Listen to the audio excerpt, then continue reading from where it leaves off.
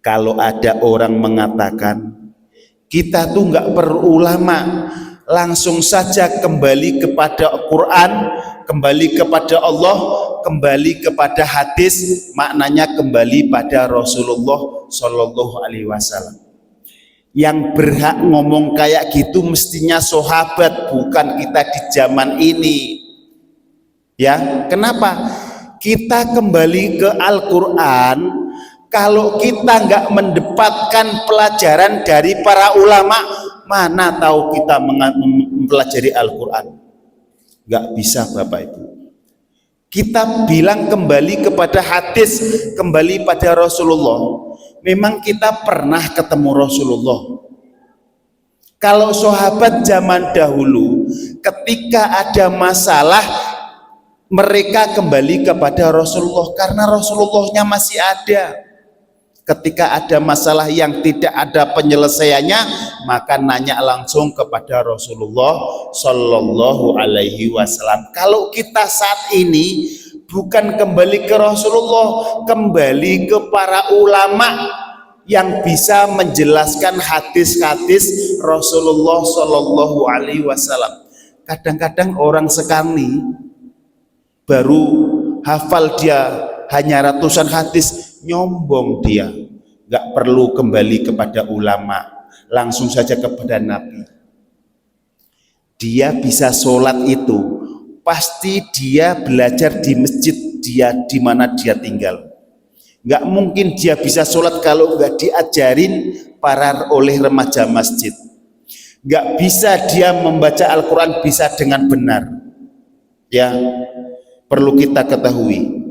Zaman para sahabat, Bapak Ibu, Al-Quran itu, mushaf itu tulisannya nggak ada titiknya, nggak ada harokatnya. Sementara pada waktu itu belum ada ilmu nahwu, ilmu balaghah. Pertanyaannya, siapa yang memberi titik pada mushaf tulisan Al-Quran? Siapa yang memberi harokat pada mushaf Al-Quran? Yaitu para ulama zaman tabi'in. Siapa tabi'in? Tabi'in adalah muridnya para sahabat yang notabene beliau tidak pernah ketemu Rasulullah Shallallahu Alaihi Wasallam.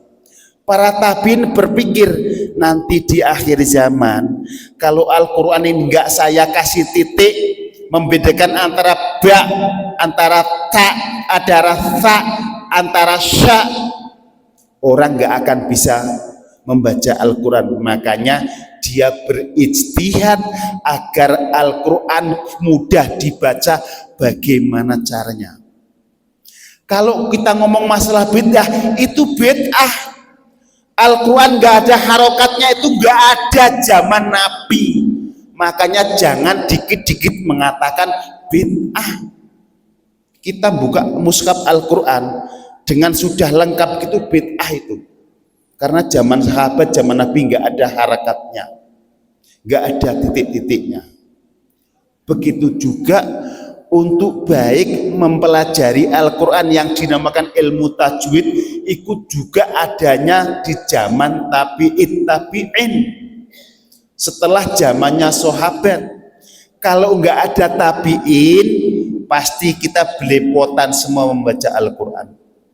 Dijamin itu makanya tidak boleh kita dikit-dikit mari kita kembali kepada Allah dan Rasulnya.